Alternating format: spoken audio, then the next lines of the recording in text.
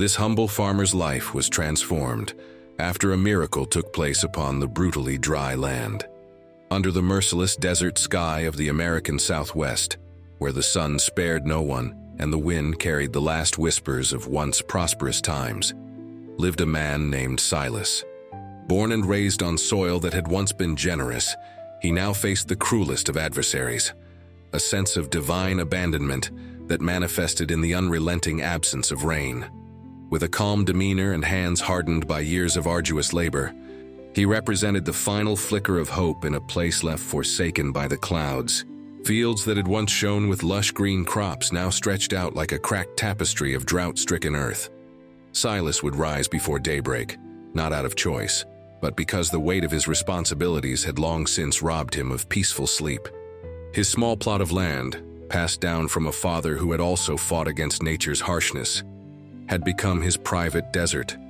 The seeds he sowed with near religious devotion never found the strength to push through the hardened ground. One by one, his neighbors had abandoned their farms, heading to cities in search of less brutal lives. "This land is cursed," they'd say, gathering up their few possessions. "Not even God remembers this place anymore."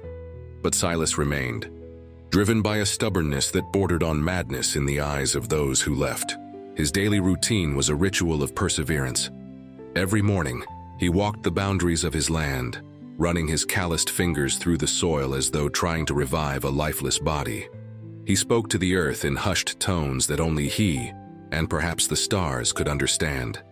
"I know there's still life in you," he would murmur, gazing toward the horizon for clouds that never came. The small adobe house where he lived alone preserved the memories of a family that had once been whole. On the wall of the front room hung a faded photograph of his wife, Mary, and the baby who hadn't survived his first year, taken by a fever that swept through during a previous drought. His curious bright eyes, frozen forever in that image, seemed to question why the world had been so harsh.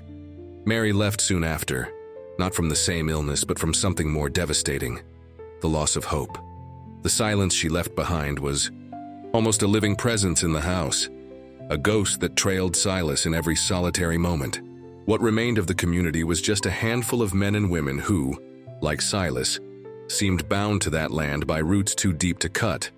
Whenever they crossed paths at the tiny stone chapel, which stood defiantly against time and the searing drought, they exchanged weary glances and few words as scarce as the water they lacked. The creek that once traversed Silas's property, once generous and full of life, had dried to little more than a winding trace of exposed rocks and cracked dirt. He still visited its bed every afternoon, as if paying respects to a dear departed friend. Taking shelter in the scant shade of a lone mesquite tree, perhaps the only one still clinging to a bit of foliage, he allowed himself to remember the days when water flowed in abundance, mirroring the sky and bringing life to everything in its path. It was on one of these afternoons, as the sun began to sink and the shadows stretched across the parched ground, that Silas saw an unusual figure approaching down the dusty road. It was an elderly woman, her white hair escaping from a brightly colored kerchief, walking with a steadiness that belied her apparent age. A faded shawl lay draped over her shoulders, and in her hands she held a carved wooden staff that seemed more companion than support. Silas stood, intrigued. Visitors were rare in that forsaken corner of the world, especially someone he didn't recognize. As the woman drew closer, he noticed her eyes, deep, dark, and shining like polished stones. There was a liveliness in them that contrasted sharply with the wrinkles on her sun-browned face. "Good afternoon, child of this land," she said, her voice firm yet gentle, like a brook trickling over stones. "My name is Dorothy, and I come from far away, guided by old dreams." Silas studied her, uncertain of how to respond. There was something about this woman that inspired as much respect as it did curiosity. "You're welcome on my land, ma'am," he finally said. "I don't have much to offer besides a bit of shade and a jug of water, if you're thirsty." Dorothy smiled, revealing teeth surprisingly white and perfect. "I have enough in my canteen, but I appreciate the offer. My thirst is not for water, but for purpose." Her words, mysterious like her very presence, resonated in Silas's chest. He invited Dorothy to sit beneath the mesquite tree, where the late afternoon breeze though hot, made conversation more bearable. "I know your story, Silas," she said after a reflective pause. "I know your pain and your resolve. I know you remain here not just out of stubbornness, but because you believe this land can still bloom." Silas stared at her, astonished. "How do you know my name? Who told you about me?"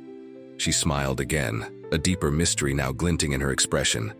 "The elders from my community, many miles from here, preserve knowledge handed down since ancient times.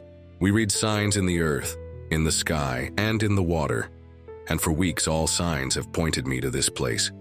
A chill rippled down Silas's spine despite the heat radiating from the ground. "And what do those signs say, ma'am?" "They say that beneath this land that appears dead, rests the seed of an ancient miracle," Dorothy replied, pressing her weathered hand to the dry soil. "A miracle waiting only for the right ritual to awaken it." That conversation under a sky turning shades of purple and orange marked the beginning of a journey Silas never imagined possible. Dorothy was no mere wanderer. She was a guardian of ancient wisdom passed through generations, knowledge on how to restore balance between humanity and nature. In the days that followed, her presence turned the farmer's routine upside down. Though he initially harbored some skepticism, years of hardship had calloused not just his hands but his heart. Silas found himself irresistibly drawn to the stories and teachings she offered. Dorothy spoke of a time when people understood the earth's language, when they remembered to give thanks for each harvest and to ask permission before planting. "What they call a curse is just imbalance," she explained. "The land doesn't punish out of cruelty, but out of the need to restore harmony." On the third day after her arrival, Dorothy led Silas to a specific spot on his property, a small rise overlooking much of the land. There, in the burnt orange glow of dusk, she used her staff to draw a perfect circle on the ground. "This is where we'll begin the renewal ritual," she declared, with a conviction that left no room for doubt. "We'll need 3 essential elements: soil from your childhood, water from a spring that never fully dried up, and seeds passed down through 3 generations." Silas furrowed his brow in thought. He could still find some soil from his childhood home, a corner of his old backyard where as a barefoot boy he'd first felt the texture of fertile ground, and where under his father's guidance he planted his very first corn. The water, though more difficult, might be fetched from the small spring on old Jacob's land, one that, even in the worst drought, trickled stubbornly between the rocks, as resilient as Jacob himself, who used to joke that the spring had a deal with the heavens. And as for seeds passed through 3 generations, Silas's heart beat faster.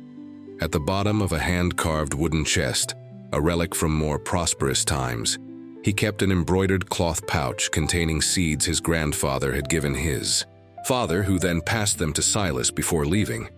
An inheritance not just of physical objects, but of a promise linking past and future in an unbroken chain.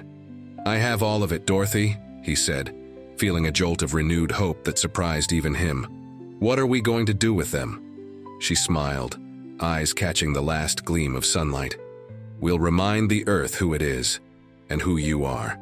We'll reconnect what's been torn apart." Preparing for the ritual required more than just physical effort. Dorothy instructed him to fast for a full day, drinking only water sweetened with wild honey. He was told to clear the circle she day, drawn of all debris, stones, dry roots, anything that didn't belong naturally to that space. "Every act is a prayer," she explained, observing him as he worked under the punishing sun. "Every drop of sweat is an offering to the thirsty soil." The night before the ritual, Silas couldn't sleep. He twisted and turned on his cot, wondering if his desperation had simply led him to believe in superstitions brought by a stranger. But there was something in Dorothy's presence, in the wisdom shining behind her eyes, that hushed his doubts before they fully took form. At dawn, he found her already seated in the cleared circle, lost in silent meditation. She looked up as he approached, carrying the 3 elements she had requested: a burlap sack of dirt from his childhood yard, a canteen of water from old Jacob's indomitable spring, and the small pouch of heirloom seeds. "Are you ready to give of yourself to this land that once gave so much to you?" Dorothy asked, her grave tone making Silas feel the weight of that moment. "I am," he said, a firmness in his voice he hadn't felt since the day Mary left. The ritual began with Dorothy chanting in a language Silas had never heard. These were not so much words, as sounds rising from the deep earth, flowing through the old woman as if she were merely a vessel for a voice far older than herself. Following her instructions, Silas spread the soil of his childhood into the center of the circle, creating a small mound. Over it, he sprinkled a bit of the spring water, forming a tiny patch of precious mud. Finally, with fingers trembling from emotion, he placed the ancestral seeds one by one into that mixture. Throughout it all, Dorothy's chant never ceased. At times, her voice soared, echoing through the hot air like the cry of a hawk. At others, it softened to a faint murmur, reminiscent of wind rustling through dry leaves. Her arms moved in fluid gestures, pointing skyward, then toward the ground, as if weaving an invisible bond between the two realms. As the sun inched higher, Silas felt a subtle shift in the atmosphere. It wasn't anything he could pinpoint precisely. Maybe a fresh note in the air, a fleeting scent of moisture, or a stirring sense of anticipation emanating from the very soil.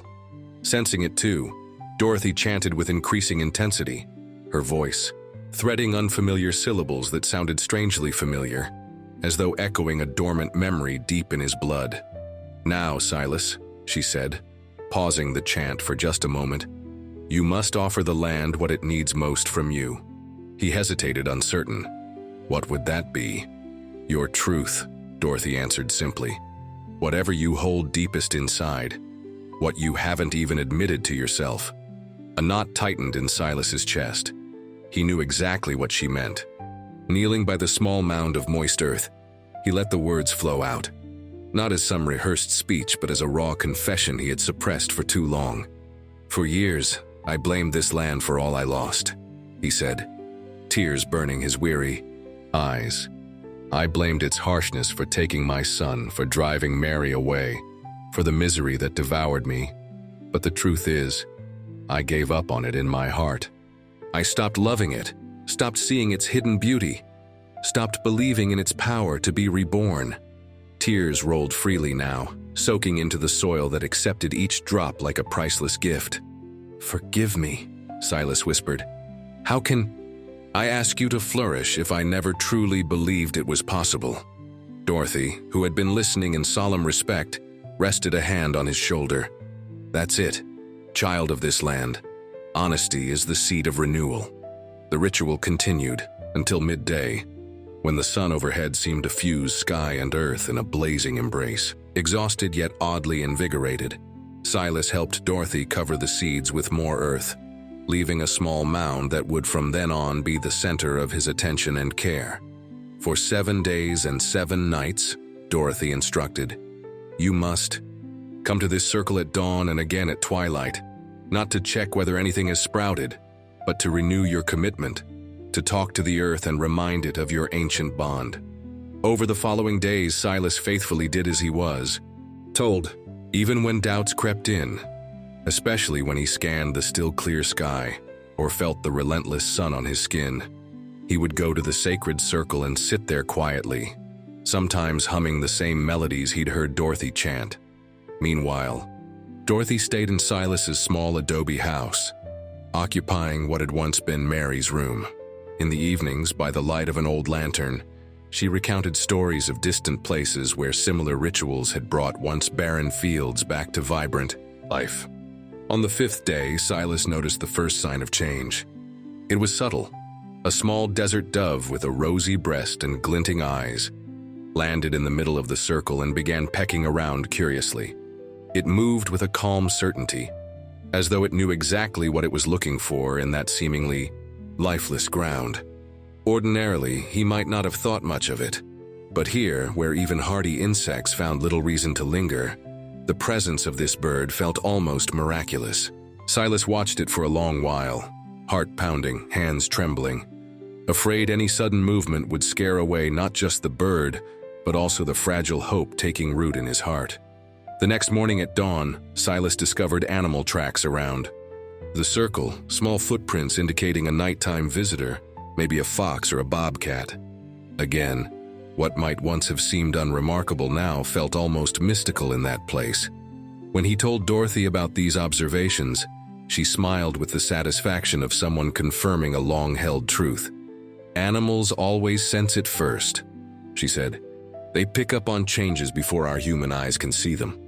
On the 7th morning, approaching the circle for his daily ritual, Silas froze in amazement.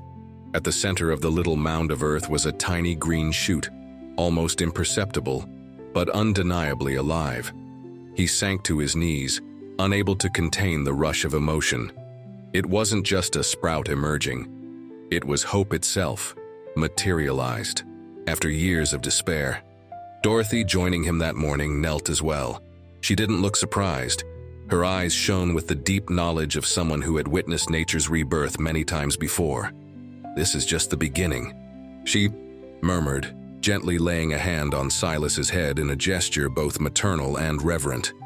"The true miracle is still to come." That afternoon, something even more extraordinary happened. Though the sun was still high, an unusual breeze began, blowing in from the east, carrying a subtle scent of moisture that Silas had almost forgotten. Lifting his gaze, he saw what, in his wildest dreams, he had barely dared to imagine. Clouds. Not just a few wispy streaks, but heavy, dark clusters slowly moving across the sky toward his land. "Dorothy!" he called out, voice shaking with excitement. "Come see this." She stepped outside and joined him, watching the horizon with a serene smile. "The clouds have heard your invitation," she said. "Now we must prepare." Preparing for rain after years of drought was a skill Silas had nearly lost. Under Dorothy's guidance, he affixed makeshift gutters along the edges of the roof to catch the priceless water. He gathered every container he owned, buckets, pots, gourds, arranging them around the house and where green growth had once flourished. When the first drops finally fell that evening, Silas stood at the center of his land, near the sacred circle where the miracle had taken root. The rain, timid at first, soon intensified into a silver curtain that seemed to wash not just the soil, but also Silas's very soul. Drenched from head to toe, he raised his arms skyward, feeling each drop as a personal blessing. He shouted, laughed, wept, years of pent-up emotion finding release in that primal, sacred celebration. The rain continued all through the night and well into the next day. By the time it stopped, Silas hardly recognized the world around him. The once cracked ground was now soft and inviting. The air, once thick with dust, felt light and fragrant. Everywhere, small flashes of green began to appear.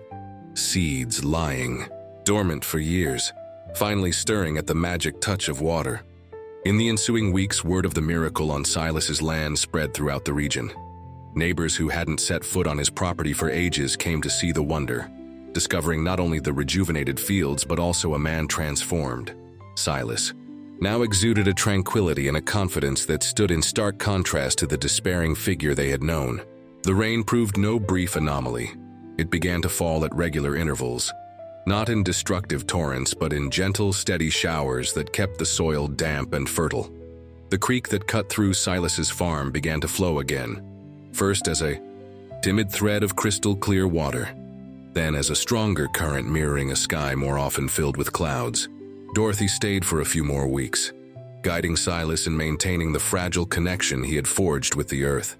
She showed him chants of gratitude and simple rituals to honor every gift the land bestowed, emphasizing the need never to forget the natural cycles that governed his little corner of the world. When the time came for her to leave, Silas felt a pang of sorrow. The old woman had become not just a mentor but a friend, an anchor to a wisdom he had only begun to comprehend. "You still have much to teach," he said, walking her to the edge of the road. "Can't you stay a while longer?" Dorothy smiled, her eyes reflecting a wisdom seemingly beyond any single lifetime. "My work here is done, child of this land. What needed to be planted in you has taken root. Now you must tend it and share it." "What if the drought comes back?" Silas asked, giving voice to the lingering fear that still crept around the corners of his mind. "Drought always returns, just like the rains," Dorothy answered with the calm acceptance of someone who understands the cycles of nature. But now you know how to keep the miracle alive, even in the harshest times." With those words, the old woman continued on her way, shrinking to a distant figure on the dusty road until she disappeared altogether around a bend. Silas stood there for a long while, letting the now gentle wind brush against his face, carrying with it the promise of better days. In the months that followed, news of the miracle on Silas's once barren land spread like life-giving water, seeping through a dry riverbed, beyond the surrounding farms to regions he'd never even heard of. Rumors traveled along invisible routes carried by the wind, whispered from one person to the next in markets and roadside stops, shared in conversation circles at dusk. People arrived from distant places, some having journeyed for days under the punishing sun, eager to witness with their own eyes what many deemed impossible, and most importantly, to learn the ancient secrets that had revived a place condemned to permanent sterility. True to his promise to Dorothy, Silas shared his knowledge generously. He taught his neighbors to read the land's signals, to build a relationship of mutual respect with the soil they tilled, to receive every harvest as a precious gift. Perhaps most remarkable was the change that swept through the entire community. Families who had moved away during the worst of the drought began to return, drawn not only by the physical transformation of the region, but also by the invigorating energy that now radiated from it. Abandoned homes were reoccupied, fallow fields were tilled again. The miracle in the dry land, as people called it, transcended a mere natural phenomenon to become a symbol of spiritual rebirth. The little stone church, once nearly empty, now overflowed on Sundays, not out of fear or superstition, but out of genuine gratitude that colored every face. Silas, once a lonely man consumed by bitterness, found himself an unwitting spiritual guide. He never sought such a role, but his story of faith and perseverance stirred something in everyone who heard it.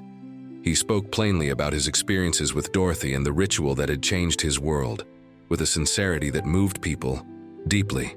One morning, as he strolled through his once scorched fields, now lush and full of life, Silas saw a familiar figure sitting under the mesquite tree, the same one where he had first encountered Dorothy. Drawing closer, he recognized John, a young farmer from a nearby homestead who was still struggling against remnants of the drought in some parts of the region. "Do you mind if I sit here a while?" John asked, speaking to Silas with the reverence reserved for someone of great wisdom. "They say this spot has a special energy." Silas smiled, recalling the days when he himself doubted any sort of transformation could happen. "Stay as long as you like, son. This land welcomes anyone who approaches with an open heart." He settled beside the young man, and they both gazed over the vista before them. Acres of green crops, a clear running creek, and trees with broad leaves rustling in the desert breeze. Overhead, white clouds drifted lazily, quietly promising more rain to come. "How did you do it?" John finally asked, breaking a comfortable silence. "How did you turn a desert into something like paradise?" Silas paused, choosing his words with care. "I wasn't the one who changed the land," he said quietly. "The land changed me when I was brave enough to open myself to its ancient wisdom." As he shared with the younger man the core lessons he had learned from Dorothy, Silas felt an overwhelming gratitude fill him. The real miracle, he now understood, wasn't just the sudden greening of his fields or the return of the rains. It was the rediscovery of a sacred bond that had always existed, only buried under layers of pain, fear, and forgetfulness. The legend of the miracle in the dry land lived on through the generations. Parents told it to their children. Teachers passed it on to pupils, a timeless reminder that renewal is always possible, even in the most barren soil, even in souls left parched by suffering. As for Silas, he lived many more years tending not just the land he loved, but the precious knowledge Dorothy had entrusted to him. When his time finally came to depart this world, he left with the peace of one who knew his mission was complete, his legacy extending far beyond his own life. Old folks say that on the day Silas passed, a gentle, steady rain fell across the entire region. Not a rain of mourning, but of celebration for a life lived in harmony with nature's deepest mysteries. And where he was laid to rest, under the ancient mesquite tree that bore witness to so many of his defining moments, a flower no one had ever seen before emerged. Its petals were a clear sky blue, as resilient as Silas himself had been.